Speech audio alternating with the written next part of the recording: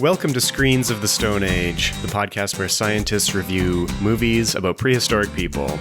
My name is Josh Lindell. I'm a PhD student studying Neanderthal teeth, and I'm here with...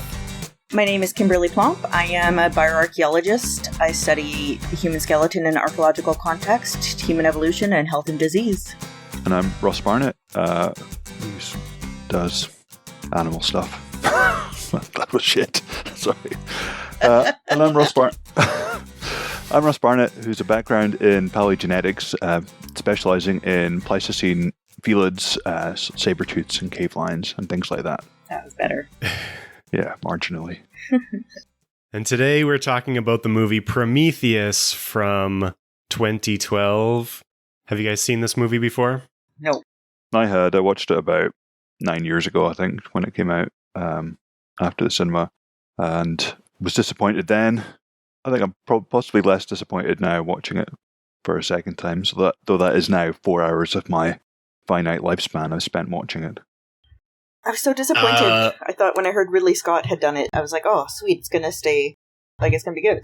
But yeah, so Ridley Scott did this because this is a prequel to the Alien series. I don't know, is it the fourth or fifth movie in the series? I'm not sure. Depends if you count the Predator movies, I think. Yeah. Yeah, I think it's the seventh if you count that, because there's the 4, 1, 2, 3 in Covenant, then there's AVP, and then there's AVP Requiem, and then there's this one. So, have you seen all those ones? No. I've only seen the original 3. Yeah.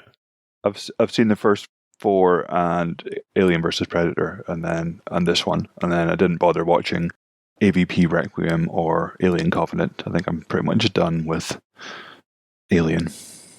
1 and 2 are amazing movies, right? Oh yeah, classic. Yeah, for sure. You gotta watch them. Yeah, 1 and 2 are the business. Even 3 is pretty interesting.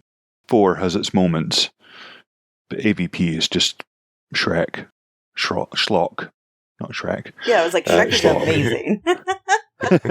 yeah. It wishes it was Shrek. I had a Palin moment there. I was trying to find a word somewhere between Drek and schlock. I went for Shrek, but that's not right. There's just so many stupid things about this movie that, like, I'm like, if they had just put a little bit more thought into building the characters and, like, thinking things through, it could have been a pretty okay movie. Like, it would have been entertaining enough.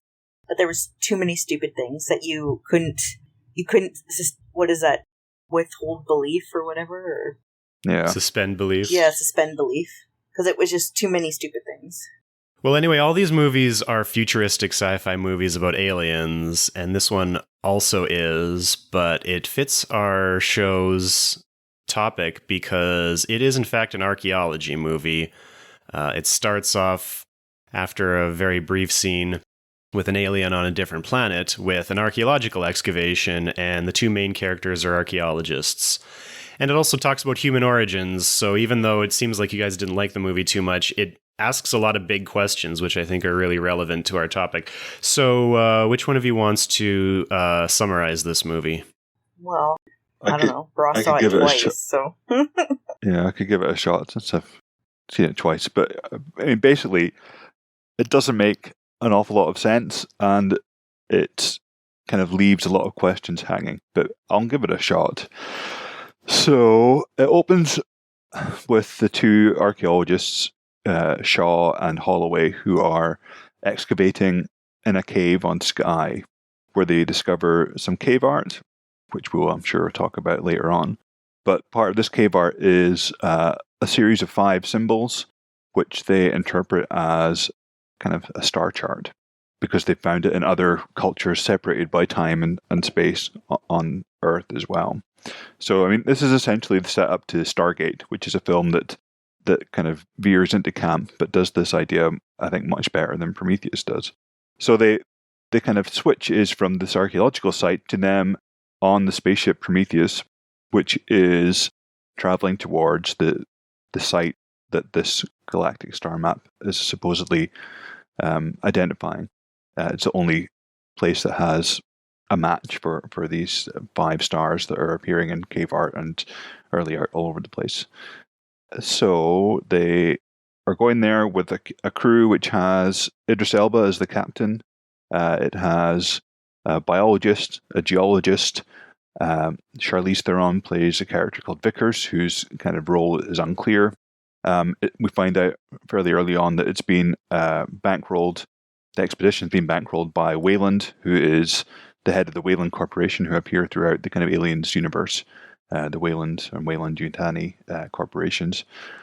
So yeah, he's financed this space flight to the site that Shaw and Holloway claim is the source of what they like to call engineers, who they think are the alien race that actually created humans. So that this is very much Ancient Astronaut, Eric von Daniken territory. The idea that humans couldn't have done all the things they've done by themselves; they must have had help from aliens, which has an awful lot of problems with it. But anyway, they land on the planet. They find straight away on a kind of planet-sized territory. They find like a structure which they land beside and decide to go into it.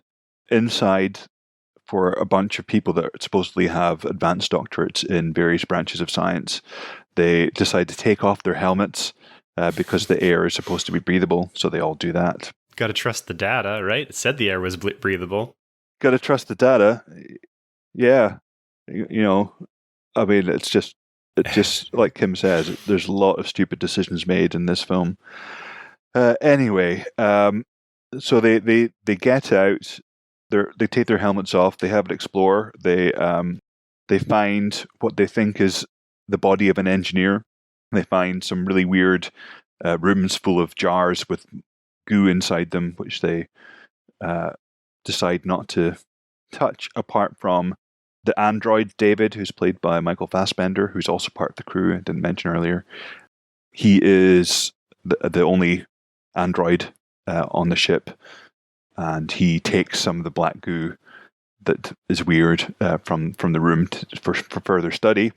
The archaeologists managed to open up the door beside where the engineer's body is and find his head, which is very human-like. They take that back with them to the spaceship. But while they leave the kind of building that they've been in, they get separated from the biologist and the geologist, who are kind of left on their own. A sandstorm is approaching, and so that's why they have to leave pretty quickly, and the geologist and biologist get left behind, whereas everyone else makes it back to the ship with this giant alien head. And then, while they're on the ship, basically all sorts of things start to go wrong. They like defrost the alien head, which they somehow stick what looks like a thermometer in its ear, and it comes back to life, and then it explodes, which is obviously quite traumatic, not least for the head. David, the android, working under nefarious purposes, feeds some of the black goo to Holloway in a glass of champagne, and he starts to get very ill, but not before he has sex with Shaw, which is also probably not a great idea.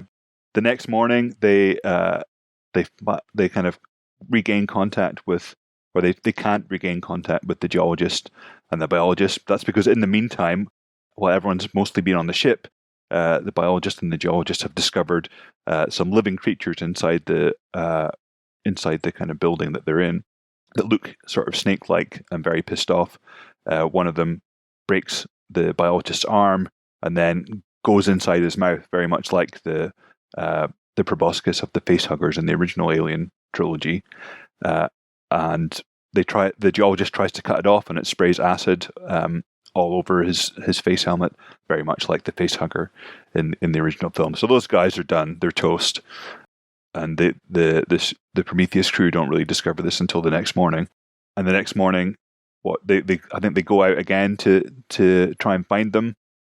Don't find them, but while they're out there, Holloway, the one that's been infected by David, starts to get very, very sick. He's kind of noticed some signs that he has sort of black goo inside him, and gets sicker and sicker. So they decide to go back to the ship again. But Vickers, who's kind of nominally in charge of the crew, the character played by Charlize Theron, smartly makes a correct decision. Says, "Oh, this guy's infected. We don't want him back in our ship."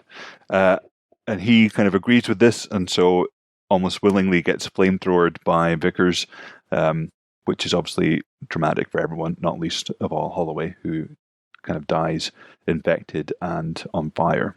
Then they kind of cut to, I think, Shaw, who's kind of strapped down, being interrogated by David, asking what went on, why was Holloway sick, did she have intimate relations with Holloway, and turns out that she did, as we saw previously, and on the scan that David does on her, it seems that she's 3 months pregnant, which from an earlier conversation, we've kind of got the idea that Shaw is having troubles getting pregnant, so this is a bit of a surprise. And David looks like he knows what's going on, and that this is some kind of alien growing inside her, and that he wants to cut it out. And so Shaw gets the heebie-jeebies, runs away, and goes to basically medical bay and tries to get cut out of herself. While this is going on, the geologist guy randomly appears at the airlock of the ship, all kind of scrunched up. He's clearly not having a great day. They decide to open the door because why wouldn't you? And he goes nuts and kills everyone pretty much. He has also been infected by whatever the black alien goo is. Yeah, I mean, it kind of gets more and more confusing. It turns out that Wayland himself is on the ship.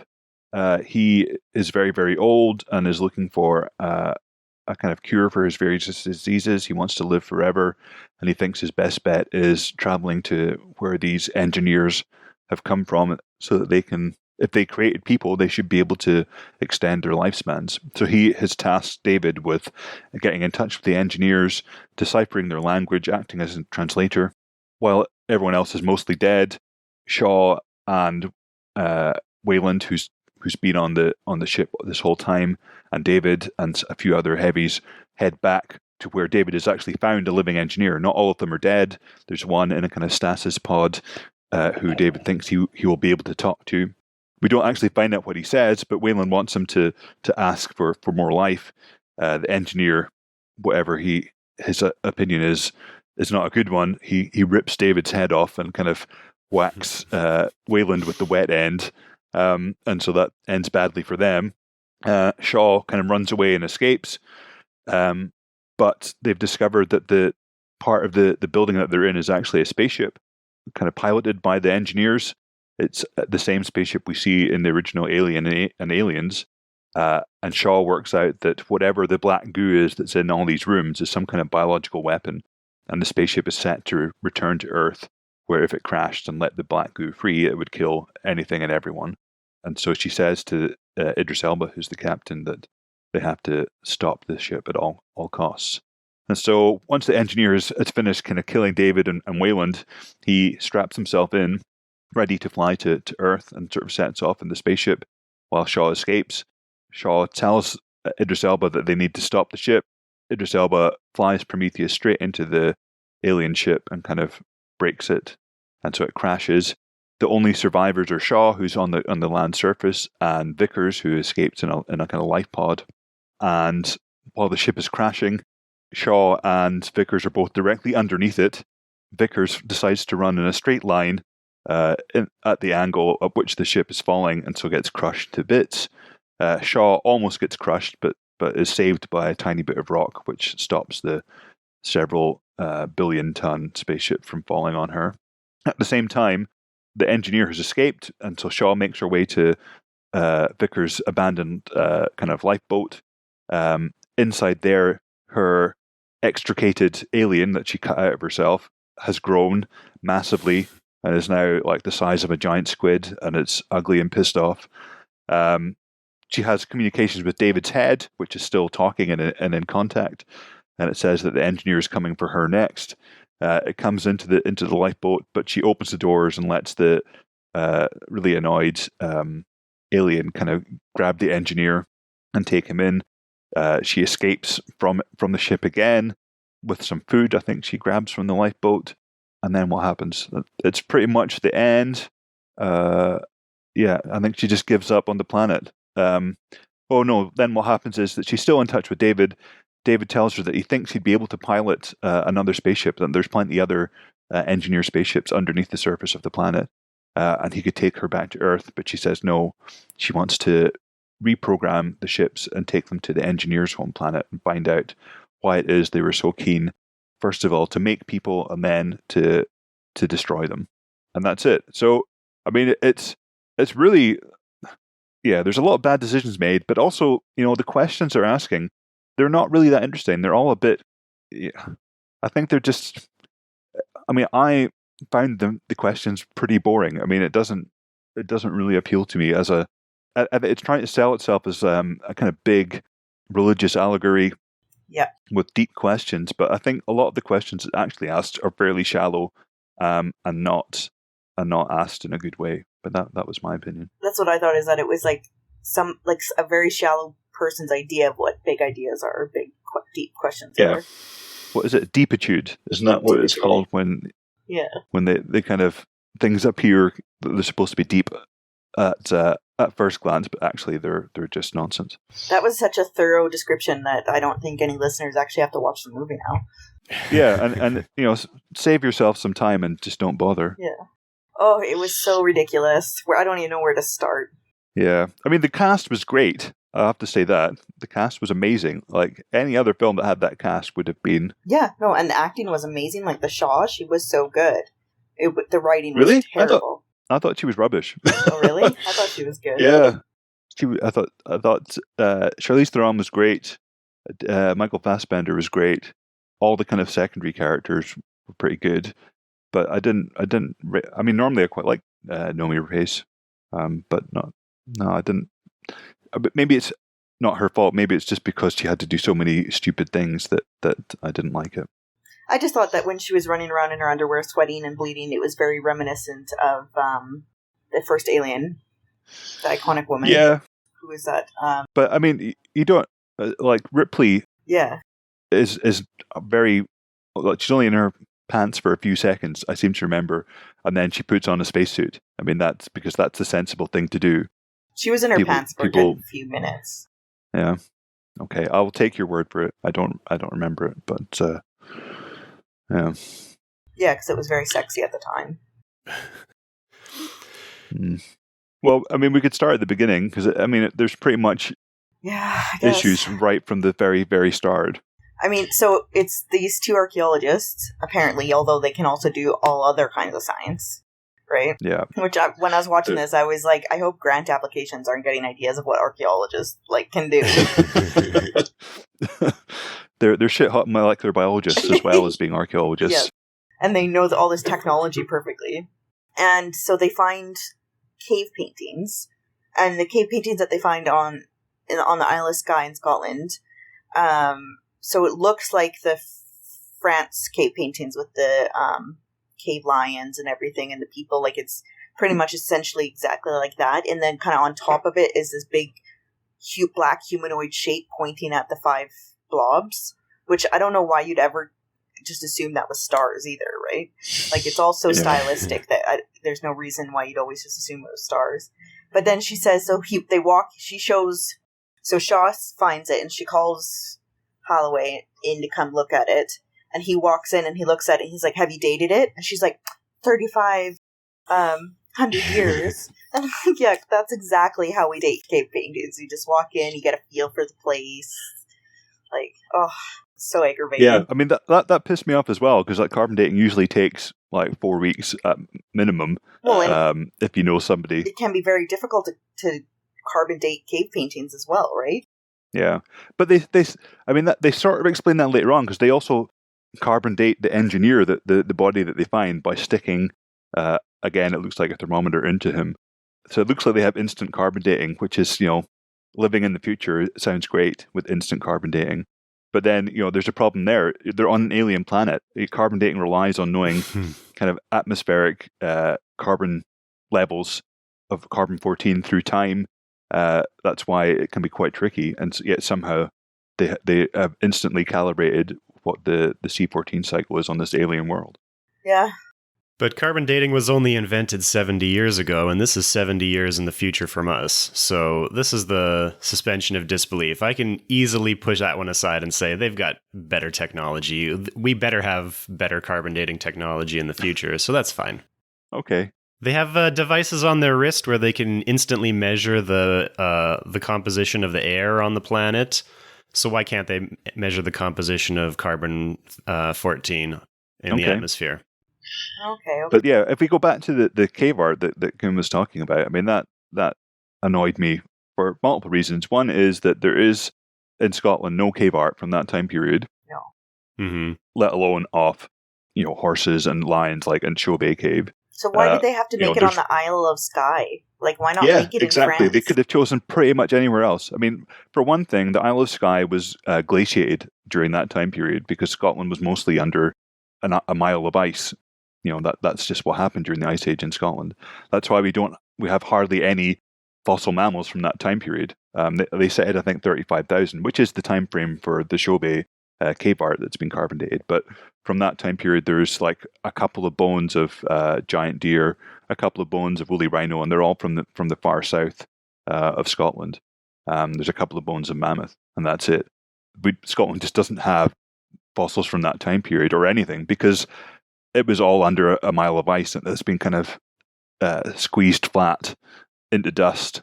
So yeah, to find cave art on Skye is just, I mean, this is the problem of having fairly deep knowledge of any one particular subject, is that it destroys your enjoyment of anything where they get it even slightly wrong. Yeah, I don't know why having it be the Isle of Skye had nothing to do with the plotline or any information. Like, so I don't know why they... No. I think just because the Cullens look amazing, which is what the background there was. But yeah, they could have chosen literally pretty much anywhere else on the planet. They could have chosen, the United States. They could have chosen South America. They could have chosen Australia. Africa. They could have chosen Australia. Anywhere. A lot of these places actually have a tradition of cave art. Yeah. They could have chosen France or Spain, but no, they chose like one of the few places that would have been completely under ice, which is annoying. And then so once they find this is the last piece of evidence that they need for their hypothesis. So then they go to and get money from this Wayland guy, and they're like, "Look, we found 6 different cave paintings or symbolisms of a person, a humanoid, pointing at these 5 dots, which is nuts, isn't it? Five isn't enough, but 6. Wow, now we're talking. Yeah, let's give them $1 trillion. Yeah, and a faster than light spacecraft, and just let them get on with it. They know their shit. Exactly. And so they say, they look at these 5 dots, which have no interesting pattern at all. It's just 5 dots. But they've decided that these 5 dots can only correspond to this star cluster that's galaxies, I don't know, millennia, I don't know, light years, I don't know how you measure space, a long ways away. You wouldn't be able to see from Earth. And that's the only possible thing that they could come up with that would have this pattern of these 5 dots together. So they get this money, and they go, and it seems to me like everybody else on the ship isn't really into this. Like, the 2 archaeologists are going. Everybody else is going because they're being paid to go, but they're not really into it. Charlize Theron is going, and she's into it, but we don't know why, and then we find out later it's because the old guy is her dad, so she's... But, I mean, like, that doesn't even really matter, right? Yeah. It just really seems like it's just an old man putting all of his money into this idea of these 2 archaeologists, which is, fine, he can spend his money as he wants. And then, yeah, I think that's about it for archaeology. Yeah, I mean, their technique on the alien planet itself is shoddy. Yes. Shoddy at best. It was ridiculous. I mean, so they get to the planet, and they find this shape of this thing that looks like it's made, so it doesn't look like a landscape that would have been naturally formed in the environment. So it looks like something that's made, and David, the robot, says that it's hollow. So they know that there's, they're going to go into it, so it seems like it's a building of some kind. And so they decide they're going to go into it, and the biologist, I think it is, or the geologist, has this big gun.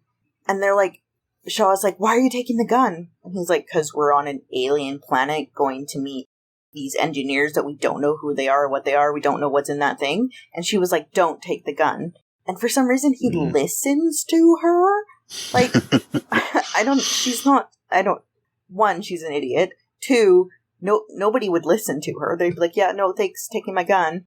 And then I would have been so mad if I was that dude, because they got left behind and killed by the life forms. So could you imagine that she's like, put away your gun, and you put it away and you don't take it, and then they leave you behind overnight in this thing? I'd be so angry. Yeah. And then when they decide that they want to go and look at, so they find the live creatures, and they go up and they're like, oh, it's so pretty, let's get up really close to it. You would never, because one, it's an alien creature on this planet, but two, even if you were on Earth, that life form does not look friendly or cute. You could think it was beautiful, but it doesn't look like a herbivore. It looks... I think he trained at the Steve Irwin School of Animal Handling. Yeah. He was very much just, I'm going to stick my thumb right up his butthole. Yes. That was his kind of approach to he was a biologist, he would be like, weird everything alien about snake. this life form tells me that it's some kind of parasitic or carnivorous, or like everything about it is telling me that it feeds off of things. Yeah. It's not like it was a cute little bunny rabbit. No. But those things are vicious as well.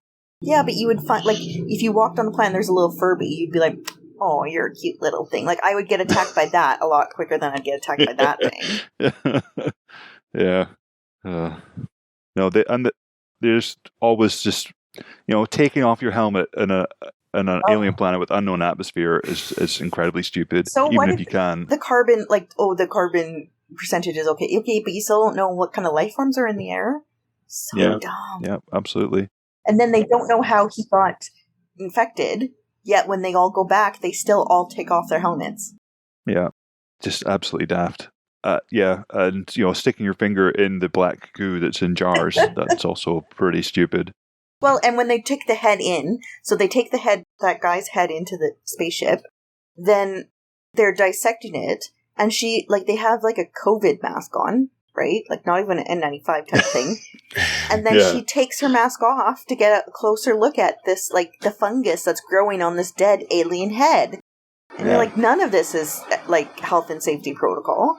They're wearing less protective stuff than when they try and put Shaw into the stasis tube. Like later on, when they're wanting to take her away, they're wearing a full-on kind of radiation protective suit. But to look at what kind of weird mold is growing on the head thing, they're right up to it. Just the head of an alien, you've got a little kind of cloth mask on. Yeah. And then that thermometer thing that they shoved in his head, they said that they were going to, so she looked at the mold on its head and said that it looked like it was molting, right? And then she said, well, how about, I bet you if we add electricity, we can trick its neurological system into thinking it's alive, or its nervous system. And so the other person's like, oh, okay, that sounds like a good idea. So it takes a shock thing and then just shoves it in his head. Because I'm like, yeah, because you know the brain anatomy of this alien life form, right? Shoves it into his head and then just turns up the voltage until it starts to twitch. Like, it was just bad. Yeah. So when they're still on the ship before they actually land, the two archaeologists give them this sort of lecture about why they're there. And they show all these archaeological artifacts, all these tablets showing the same humanoid figures pointing at these 5 or 6 stars. And I got really excited because I'm like, this is a place where I can pause and like identify every single artifact. And the first one I noticed was the King Pakal's sarcophagus lid from the Mayan city of Palenque, which is really recognizable. Mm. And so I started looking at all the rest of them to try and figure out if I could identify exactly which artifact they are. Did you guys notice any of those? No, it was going too fast for me. I think there's something that looked a bit like the Ashurbanipal friezes from Nineveh, which I didn't really get a good close look at. But the one that you're talking about, isn't that one? That's one that's fairly well known in kind of ancient astronaut circles. I think. Yes, absolutely. So I paused it and I tried to identify every other one because I could easily recognize that one because it's really well known on Ancient Aliens and that sort of thing. And I spent far too long because I eventually realized that all the rest of them are made up. They're sort of based on other artifacts.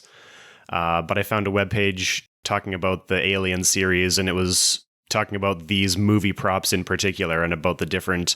So they're based on different Babylonian and Sumerian artifacts, but they're just sort of in the style of these other ones, and they're not actually... real ones. And then I looked at the Pakal sarcophagus lid again, and I realized that it's also edited.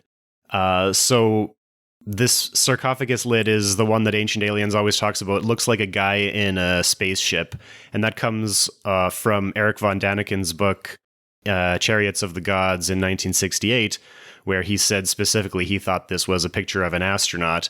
And of course, he was entirely wrong because he ignored all the context, because if you know anything about Mayan iconography, which I don't really, but I trust the archaeologists who do, this is, first of all, it's on a sarcophagus lid. So it's supposed to depict King Pakal descending into the underworld, and everything behind him is supposed to be this world tree, which is a symbol that shows up in a lot of different cultures. So obviously it's a coffin lid, and it's showing him descending into the underworld, and that all makes perfect sense. But in this movie, they edited it so they've like cut out the sort of the top quarter of the image and replaced it with those 5 or 6 stars and the moon, which is what you see in everything else. And I wouldn't have noticed that if I didn't pay attention for everything else and realize they were all also made up. So anyway, yeah, so this trying to tie that Pakal sarcophagus lid, the interpretation of it as an astronaut, and like making it even more explicit by faking that it actually had a moon and stars above it. Yeah, I mean, we definitely need to talk about how pernicious I think the Ancient Aliens idea is to kind of good archaeology, and how kind of condescending it is as well to the kind of different societies that have made pretty fantastic structures, but yeah. You don't need aliens to build the pyramids or Stonehenge or whatever. People are very good at making things themselves.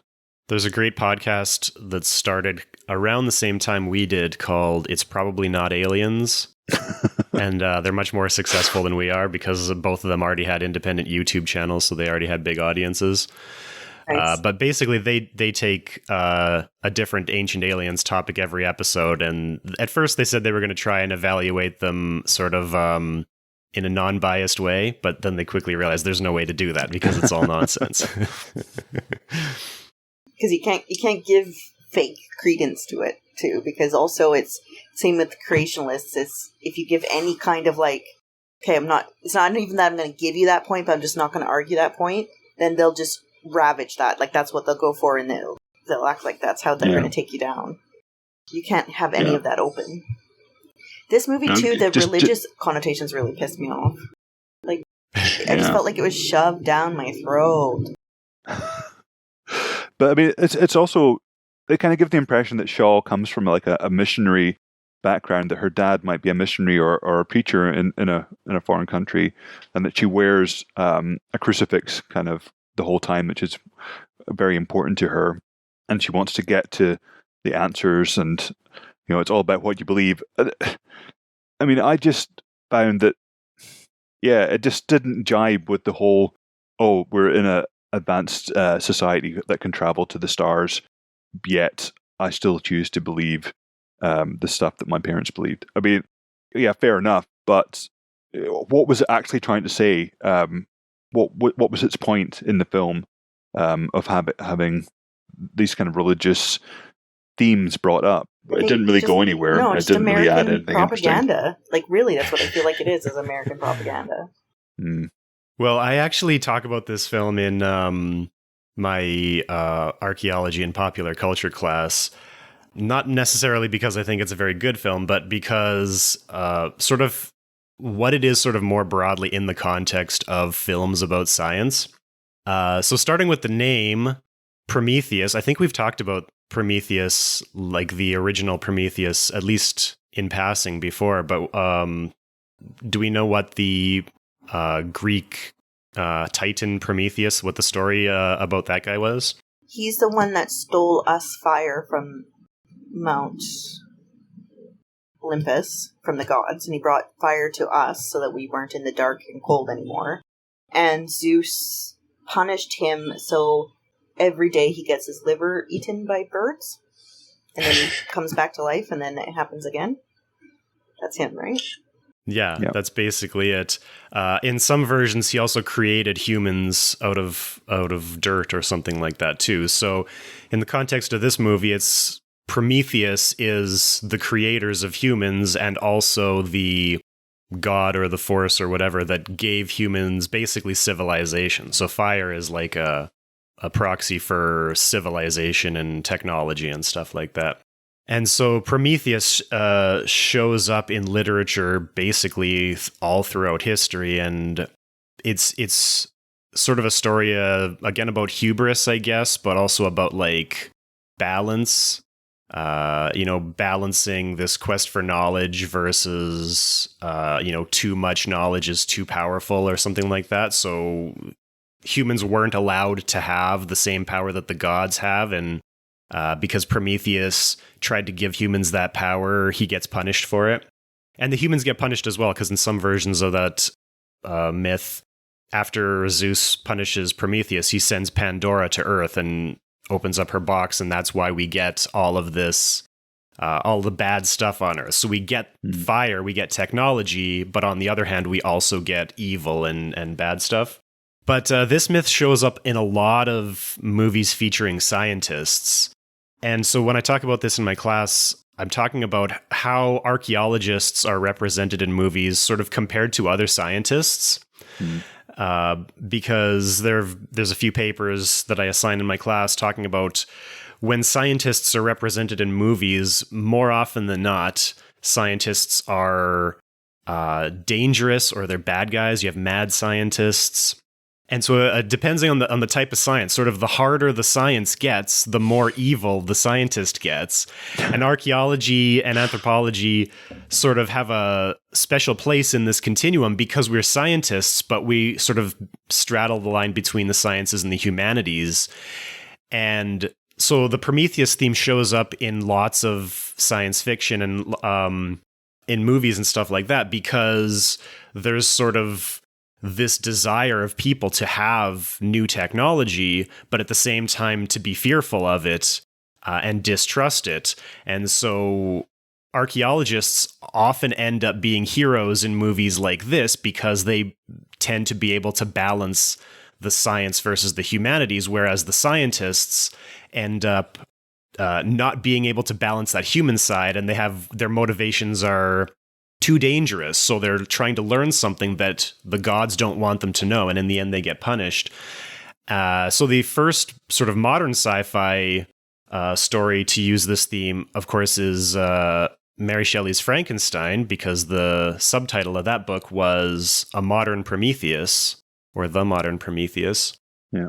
And so again, that's a story of a scientist who wanted too much power. He wanted the power to create life, and that is a power that only the gods have in our popular, in our cultural imagination. That's if you're trying to mess around with creating life, that's not acceptable. And so scientists should be wary of looking for that.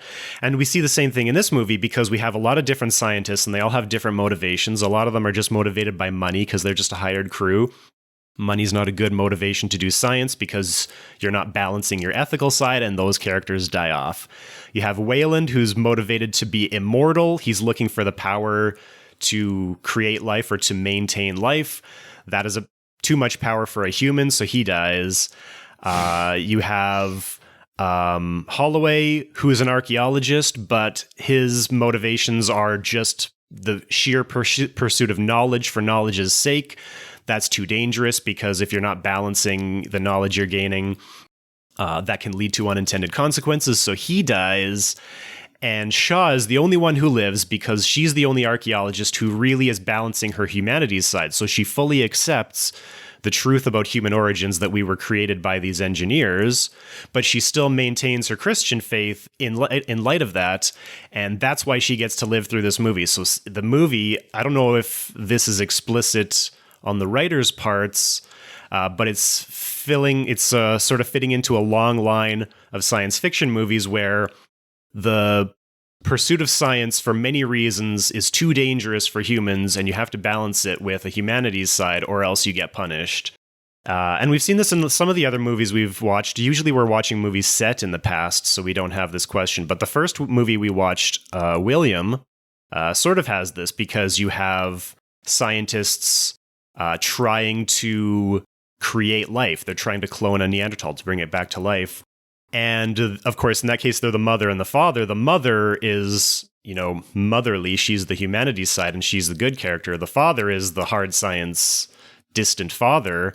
And he gets punished because I believe he gets stabbed at the end of that movie, right? Yeah, with a Paleolithic knife. Yeah. I guess Jurassic Park's part of that as well. Yeah, Jurassic Park, absolutely. Even though they're not archaeologists, we still have the paleontologists who are more down to earth. They're in touch with the material, where we have, the lawyer is in it for money. We have Henry Wu in that one, who doesn't play that big a role in the first movie, but becomes the villain of the later movies. And Ross, you'd be interested in this because some of the papers that I assign in my class suggest that the most villainous sciences are medicine and genetics. Yeah, that makes sense. And I think genetics is very interesting because genetics, we have, potential for genetic engineering already. That's like literally messing around with the fabric of what it means to be human. Yeah, I have some sympathy for that viewpoint. I mean, you can see that in the real world just now. You look at the things that get protested, and it's things like GM crops. It's things like animal testing. Nobody ever seems to protest, as far as I know, about people finding new particles at CERN or things like that. Physicists seem to have a much easier ride. But if you're in genetics, biology, medicine, probably the sciences that are closer to understanding ourselves, particularly evolutionary biology, biochemistry, molecular genetics, all these kind of things. People don't really like having the kind of mystical vitalism kind of explained away very much, and I think that's part of it too. That the idea that we actually do know quite a lot about how we came to be about, a lot of that just is ignored because it creates more uncomfortable questions for people. And basically every culture on Earth has always had their own origin stories. So when you have a science that's looking at the origin of humans, it's automatically stepping on the toes of everybody's pre-existing origin myths. Yeah. So you end up with a sort of natural conflict there.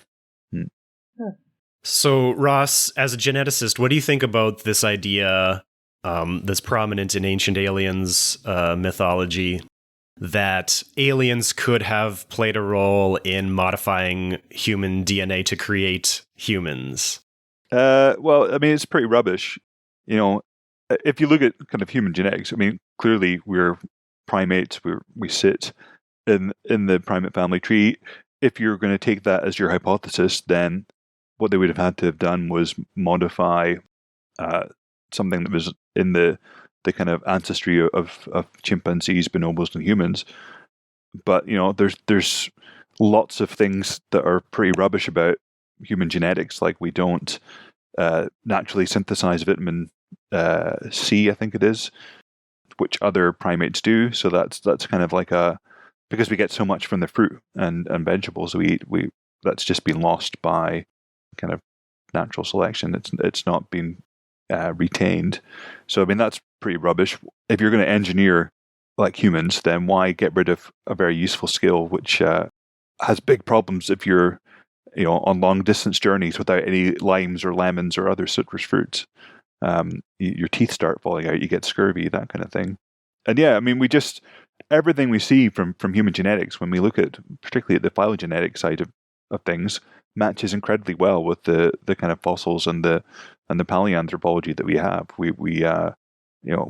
We see human groups as being very, very similar outside of Africa, which is where most of modern human diversity is.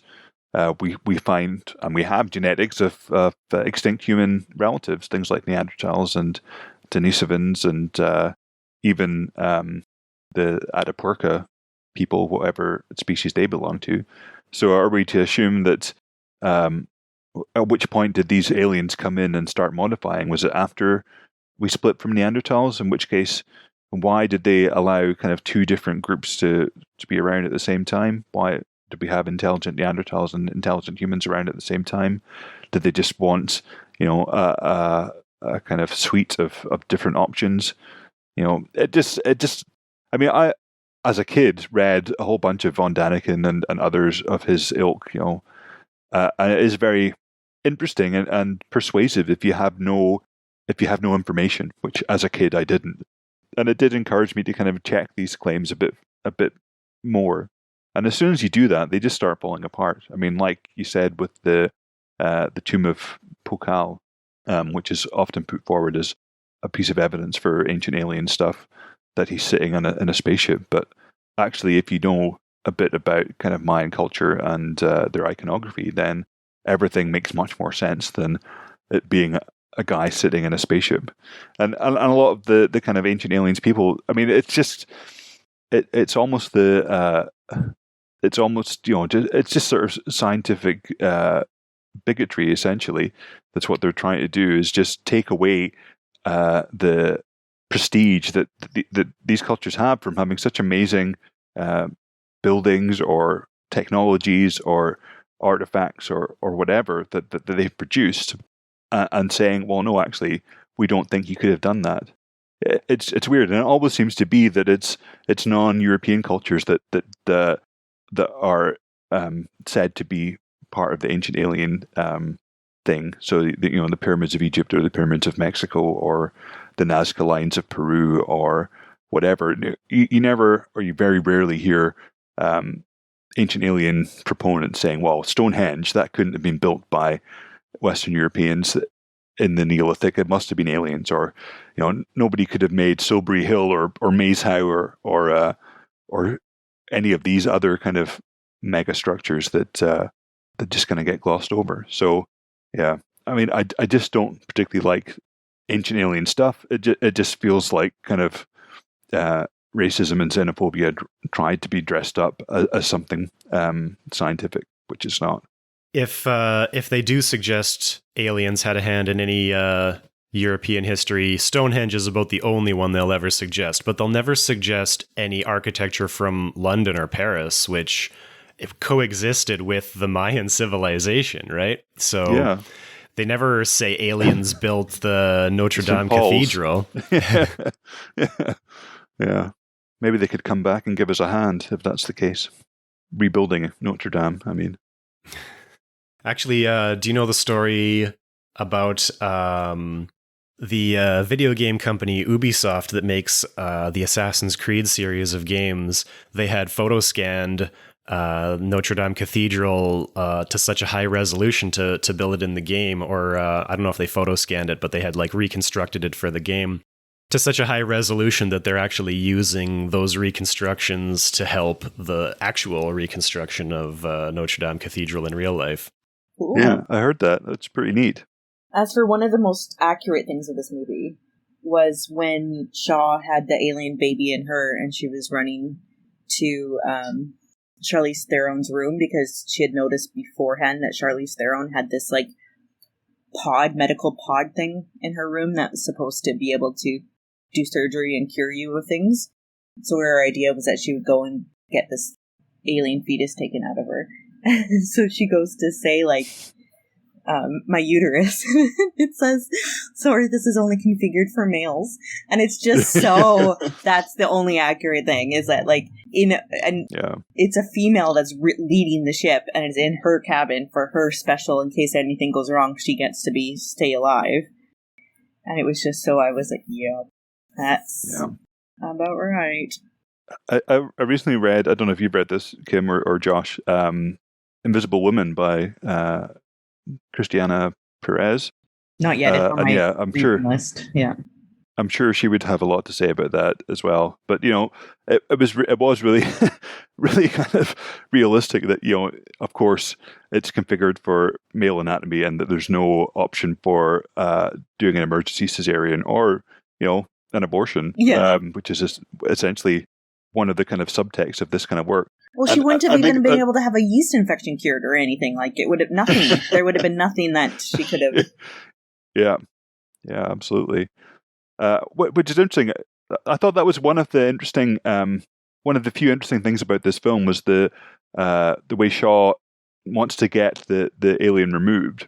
And definitely through all the Alien films, the kind of body horror aspect of it is partly the idea of how terrifying kind of pregnancy is, and this idea that another organism lives inside you and then bursts out whether you want it to or not.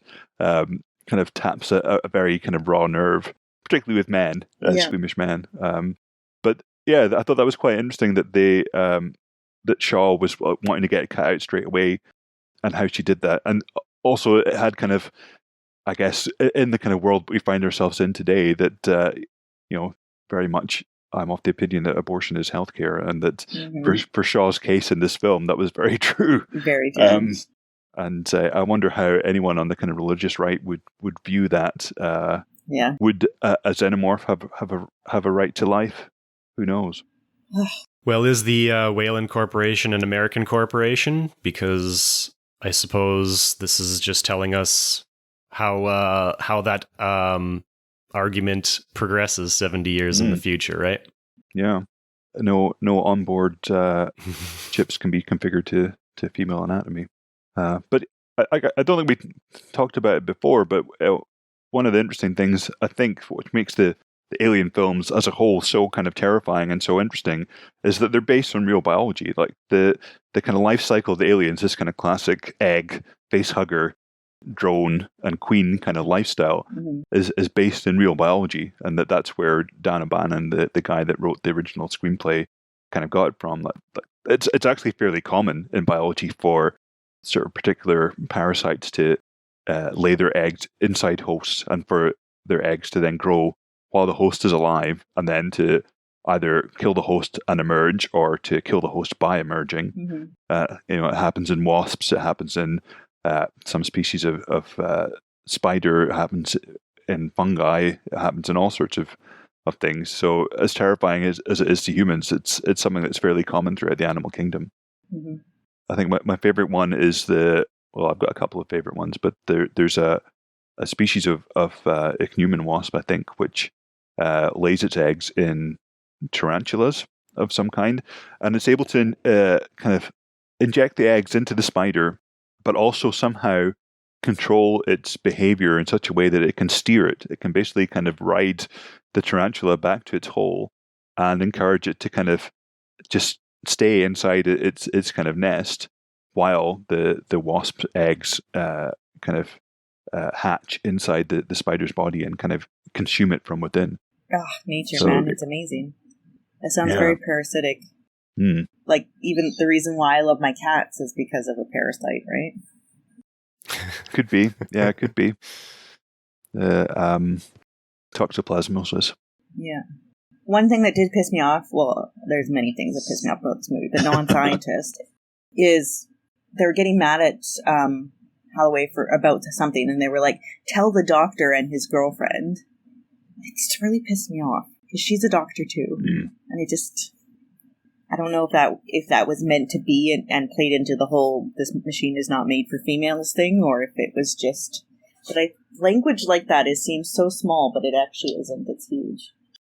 Yeah, but one thing I noticed throughout the film is whenever there was a choice of using a kind of noun to describe all of humanity, they went for mankind. So they say mankind about half a dozen times, which is not very inclusive. What about womankind? Why not just use humanity or humans or any other word which doesn't have almost specific description of man in it? Yeah.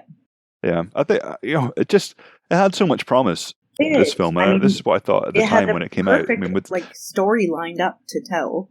Yeah, I think.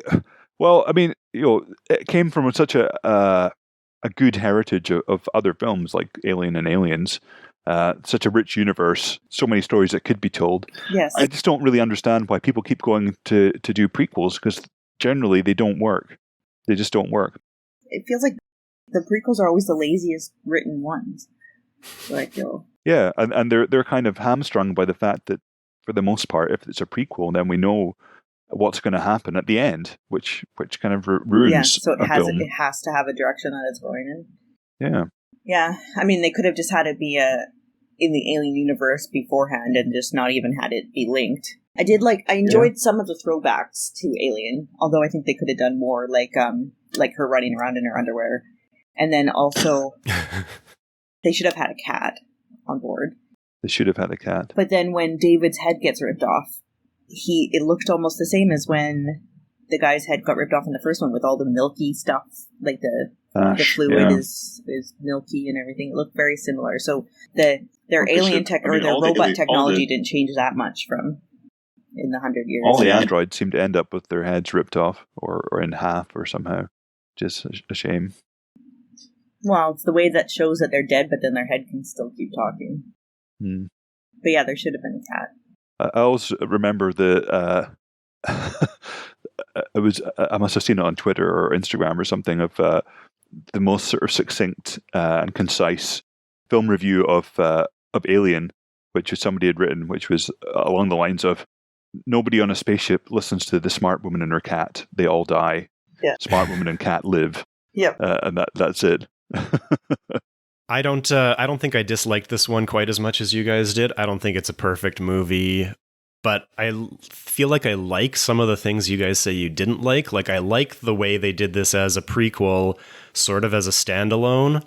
I think that's possibly a better way to do things, because when I first saw this movie, I don't remember exactly when it was, but I don't think I knew it was a prequel to the Alien series going into it. I don't think I realized that until somewhere towards the end.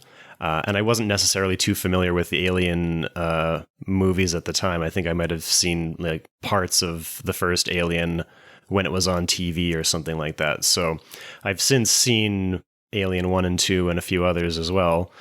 And I can see how they all connect together. But going into this movie without the expectation that it has to build up the backstory of the Alien franchise. A lot of the questions and like a lot of the reviews I see online talk about people being disappointed that it doesn't really say anything by the time you get to the end of it. I kind of like that about it because it kind of works as a standalone movie. It's not directly related to the plot of the other movies because it just sort of happens and then has no consequence for the movies that come chronologically after it. And then the question that they're asking in the movie is about our origins. And then at the end of the movie, we still don't have an answer to that. She's flying away to the alien planet to still look for that answer. And I think I like that about it because if you're going to ask the question of human origins and then just give a straightforward answer, I feel like that sort of is going to be so limiting in scope. You're just going to narrow down all the possibilities to the one that the writer decided on. And then if the writer isn't the best writer in the world, then it's going to be disappointing to somebody. So I like the way it ended, sort of open-ended without really giving any answers. And I like that it was only sort of tangentially related to the rest of the Alien movies. Of course, it has all the problems we've talked about, the ridiculous choices that people make, like taking off their helmets. And it's got the whole problematic ancient aliens, humans were created by aliens but still aspect to brings it. in God. Somehow it does both. Well, Yeah. I mean, that's what you have to do in a movie about science, because science is dangerous. So you have to balance that humanities side, which in this case is religion. So, I mean, I guess I don't really like the demonizing of hard sciences either, but I can understand how this movie functions in the context of broader popular culture movies about scientists. I guess there were so many times that I thought I'd missed a scene. I even went back to watch it again to see what I missed, because it just felt like it jumped without explaining things. And then I understand, like, okay, so she wants to go to this planet and get the answers, but she's not going to get the answers. Like, David spoke to them in a language that they could hypothetically understand. He just ripped his head off. Like, so she's going to go to this planet of them. Do you think they're going to, like, she's going to be like a wasp to them? That's why the movie ends there. It's not about actually getting the answers. It's about asking the questions. Ugh, that's stupid. I mean, back to your point, Josh, about it being a sort of standalone film. I think, yes, in some ways, but there's other standalone films which actually explore very, very similar kind of ideas, which I think are possibly a bit better. So one that I actually quite liked recently was Life. I don't know if either of you have seen that film. It's got Jake Gyllenhaal and Ryan Reynolds and Rebecca Ferguson in it, but it's very similar. Like some terrible scientists find a kind of unknown alien goo on their spaceship and mess around with it, and it kind of kills most of them.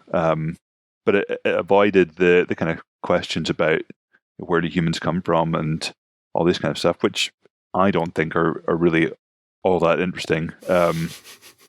And yeah, I think the Cloverfield Paradox is another one that has a sort of similar theme of alien goo kind of let loose on a spaceship, killing most people. Maybe it's because we're scientists studying human origins that we don't find that question interesting, because we still feel like we have the answers. But for other people, that's like questioning where we came from and why we're here is kind of like central to the human experience generally, isn't it? Sure, but I don't think the answer is going to be aliens. Alien goo? Yeah. Just never poke alien goo. So what's our final summary, our final, what's the word I'm looking for? Final score. What's our final score? I mean, it gets surprisingly high ratings on IMDb, which surprised me. I wouldn't have given it above maybe a 5 out of 10. If it wasn't for this podcast, I wouldn't have finished it. I didn't dislike it that much. I'm gonna go with IMDb. I'm gonna say it's a 7 out of 10. I enjoyed it. I've seen it 3 times, I think. I enjoyed it every time. It's not the best movie, but it's a solid B. Yeah, I mean, it doesn't drag, which, considering how long it is quite interesting. I mean, I maybe it's just because there's so many things I don't like that it kind of moves from one to the next, and that keeps me engaged. I don't know. I'd give it a 4. Yeah, it's no California Man. No. Wait, did it pass the Bechdel test? There's 2 females. There are 3. Yeah, I think it does. I think Shaw and Vickers talk to each other, or Shaw and the Lisa Aaron from Game of Thrones, who's the other female character. So this is the second movie that we've watched to pass it? I have to go through all of our episodes and find out how many. Well, the one that I did without Ross, that was all the women in the cave passed, obviously. There was no women in that. Like, that's it. Does Jurassic Park pass? I don't think it did. No. Is there not any scenes where Lex and Ellie chat about stuff? No. I remember that year 1 technically passed when the 2 women were about to be sacrificed, and one of them offered a cup of sedative to the other one. Yeah, but she didn't speak, right? Yeah, she said, "Take this; it'll numb the pain," or something like that. Right. So, yeah, they gave that one a half point. So 2.5 movies. That's bad. There might be more. We might be missing something. Yeah, but it's not half. Like, it should be all of them. At least 9%. Yeah. Like, it's still, even if we miss 1 or 2, it's still not a good number. That's so weird. It's not something I've ever paid attention to. Once you start to pay attention to it, it's crazy. If you've been enjoying Screens of the Stone Age, get in touch with us. Follow us on Twitter at SOTSA_podcast and on Facebook at SOTSA podcast, or send us an email to screensofthestoneage@gmail.com. Screens of the Stone Age is supported by the Paleoanthropological Society of Canada. Find out more at pasc-scpa.ca.